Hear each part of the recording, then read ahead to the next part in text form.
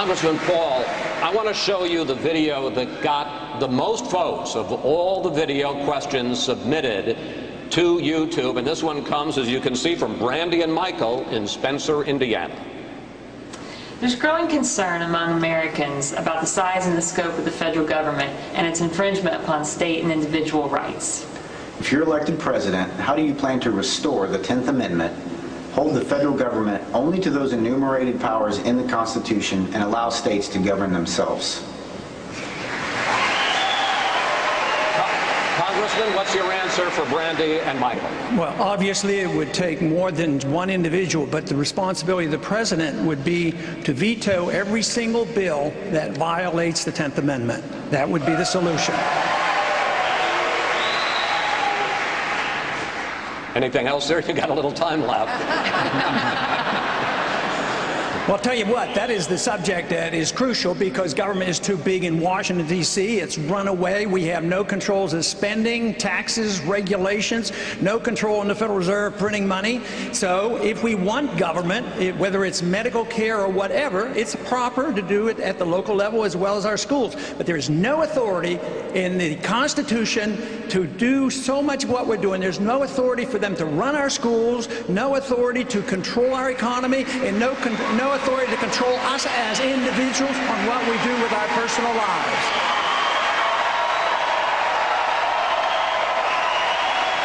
Hi, I'm Stella Lohman from Atlanta, Georgia. I've taught in both public and private schools and now as a substitute teacher. I see administrators more focused on satisfying federal mandates, retaining funding, and trying not to get sued, while the teachers are jumping through hoops trying to serve up a one-size-fits-all education for their students. What, as president, would you seriously do about what I consider a massive overreach of big government into the classroom? Thank you. If you care about your children, you'll get the federal government out of the business of educating our kids. In 1980, when the Republican Party ran, that part of the platform was to get rid of the Department of Education. By the year 2000, it was eliminated, and we fed on to it. Then we, as Republicans, added No Child Left Behind. So the first thing a president should do is the goal should be set to get the government out completely, but don't enforce this law of No Child Left Behind. It's not going to do any good, and nobody likes it. And there's no value to it. The teachers don't like it, and the students don't like it. But there are other things that the federal government can do, and that is give tax credits for the people who will opt out. We ought to have a right to opt out of the public system if you want. I want to ask you a question about a comment you made a couple of weeks ago about a border fence with Mexico. Here's what you said, sir. I want to quote it. There's capital controls and there's people control. So every time you think of a fence keeping all those bad people out, think about those fences maybe being used against us, keeping us in. Question, Congressman. Do you know a lot of Americans who want to take their money and flee the United States of America? There are some. All the candidates up here talk about repatriation of dollars. They've already taken them overseas. We're talking about trying to bring in $1.5 trillion because they leave our country because we make it uncomfortable. Too many regulations, too much taxation. They can't start business. They've lost confidence. Yes, when countries destroy a currency, they do lead to capital controls and they lead to people control. So I think it is a real concern. And also, once you have these data banks, the data banks means that everybody's going to be in the data bank. You say, oh no, the data bank's there for the illegals. But everybody's in the data bank. That's national ID card. If you care about your personal liberty, you'll be cautious when you feel comfortable. Blame all the illegal immigrants for everything. What you need to do is attack their benefits. No free education, no free subsidies, no citizenship, no birthright citizenship. And that would get to the bottom of it a lot sooner. But economically, you should not ignore the fact that in tough economic times, money and people want to leave the country. That's unfortunate. Congressman Paul, thank you very much, sir. Congressman Paul, you have said that you believe that life begins at conception and that abortion ends an innocent life. If you believe that, how can you support a rape exception to abortion bans? And how can you support the morning after pill? Aren't those lives just as innocent? They may be, but the way this is taken care of in our country, it is not a national issue. This is a state issue. And there are circumstances where doctors in the past have used certain day-after pills for somebody with rape. And quite frankly, if somebody is treated, you don't even know if a person is pregnant. You don't even know if there's a disease. But if it's 24 hours after rape, I don't know how you're going to police it. So I don't think you should create. We have too many laws already. Now, how are you going to police the day-after pill?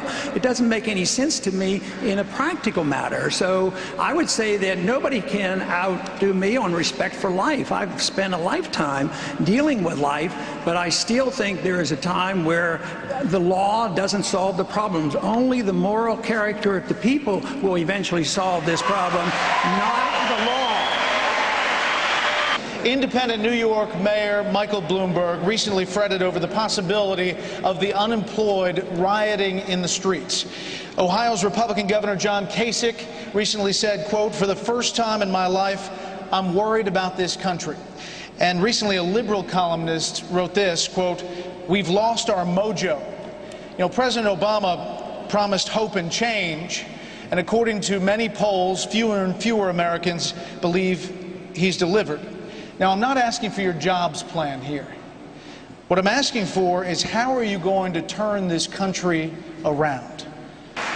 Government destroys jobs, the market creates jobs. So the government isn't going to be expected to create the jobs. They have to change the environment. But you can't do that unless you understand where the depression, recessions come from. And you can't understand that unless you know where the bubbles come from. I've been arguing this case for 20 years and warning about bubbles and housing bubbles and NASDAQ bubbles, and a lot of other economists have been doing the same thing. Until we understand that, you can't solve the problem. You have to deal with the Federal Reserve System. You have to deal with free markets, and you have to deal with the tax program and the regulatory system. Then you can get your jobs, because the people will create the jobs, not the government.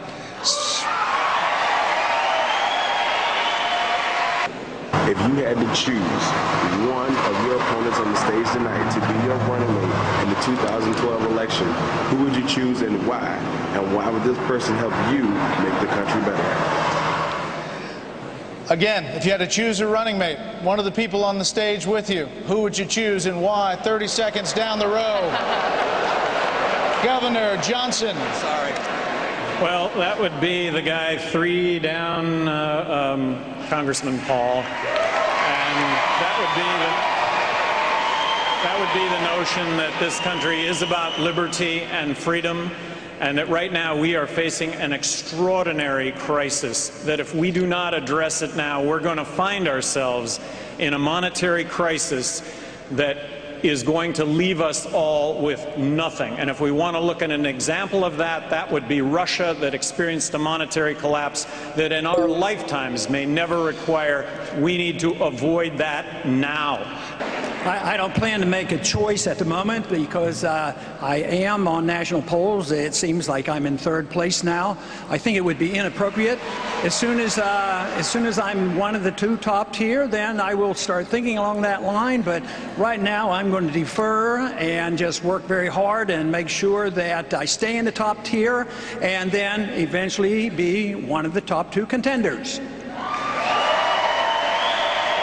Texas Congressman Ron Paul. He joins me now. How are you, Congressman? Thank you. Doing well. The last time you ducked me, we asked you to be on the program, and I saw you doing an interview right next to me. I'm glad you came on this time. Well, I did have another appointment that night, with my supporters. I have enthusiastic supporters. Oh, you have the most enthusiastic supporters. So I couldn't let them down. I feel very obligated to them. But you were sitting right next to me doing an interview when you were supposed to be here. You have a better memory than I do, so I don't recall exactly. By the way, you know where your son Randis was today? He was on Air Force One with President Obama. The only time I went on Air Force One was with Ronald Reagan. Is that right? I got to talk to him about the gold standard. Well, listen, you see the price of gold? Look, I was thinking about you. A lot of what you say, the role of government has gotten way out of control. They want to control every aspect of our lives. When you get into those libertarian principles, I agree with 95% of what you say. That's pretty good. All right, pretty good. For example, look at Bernanke and QE 5000. And, you know, I don't think it's going to work. Right. I think it's government involvement. Your thoughts on what he was proposing earlier this week? Well, it's just more of the same, and that's all they know, and that's all Bernanke knows. If you study his history, all he said, he did all his research on the Depression, and he said the Depression wouldn't have lasted if they'd have printed more money much faster. But he didn't realize that they printed too much money in the 20s, caused the bubble, and that's how we got the Depression. So Greenspan started it by keeping interest rates too low. That was first QE. Then they had the emergency. Then they had the QE2.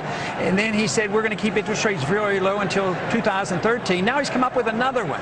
And the only thing he's ever offered is printing more money. And when you do that, you distort the market. The most important thing in a market is to have prices. Everybody knows wage and price controls are very, very bad.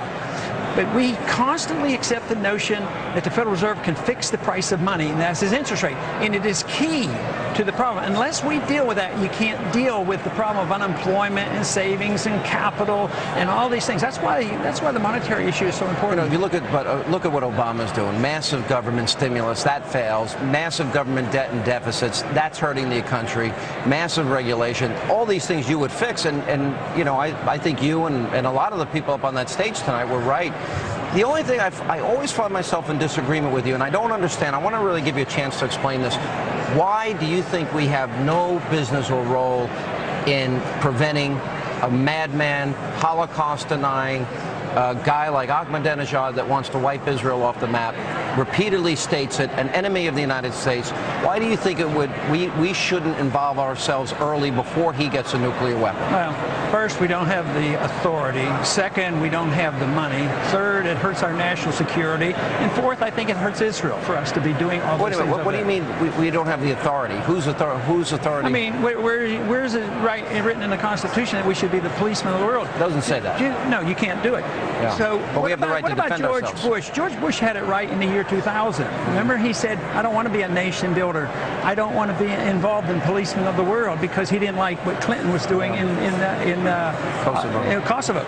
So I just stick that. The founders preached that message. Don't go about the world looking for monsters to destroy. Besides, we don't have the money is the most important. I think that's really important. But is it a case that if we don't deal with certain threats now, we'll deal with them later? For example, as we watch the expansion of Nazism, you know, eventually, obviously Pearl Harbor played a big part, but we were a part of beating back the forces of fascism and Nazism. Maybe had we gotten in early? Yeah. I mean, do you have to look at potential threats down the road and realize that if somebody says they want to destroy you, you got to believe them? Yeah, but that's all war propaganda. We did that to go into... No, Ahmadinejad says it. He wants to destroy Israel in the U.S. Yeah, but so did Khrushchev say that he wanted to bury us, and he had a capability of doing that. Yeah. Iran is not a threat in a true sense of the word.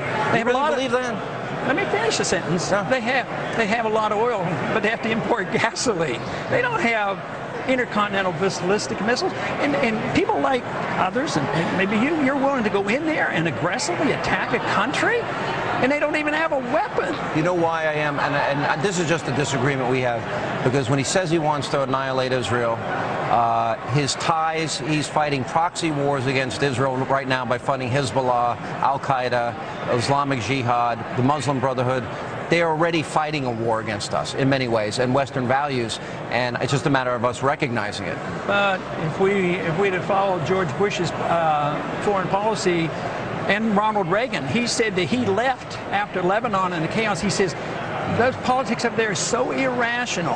Yeah. He said that I made a mistake. He brought the troops home, and he said that if he'd have been more neutral in that area, those 241 Marines would have been still alive. Right. So Reagan had second thoughts about it, and the founders preached it. And I think it's going to undermine our defense. I think what we're doing here may not come to that. I think what we're doing is very dangerous to Israel. You know, this big fight in the United Nations. What are we doing with the United Nations? Why are they helping us make these decisions? Why are we even in there? Why are we funding it? I'm for getting out of it. The United Nations started that mess in 1947, and they've compounded it ever since, and they're still we agree again. There we go. Hey, come back, spend more time with us. Someday. Always good to see you. Appreciate it. Right. Your brother, your son Rand is on my radio show tomorrow, so we'll see him then. Oh, okay. I want to hear about this trip with Obama.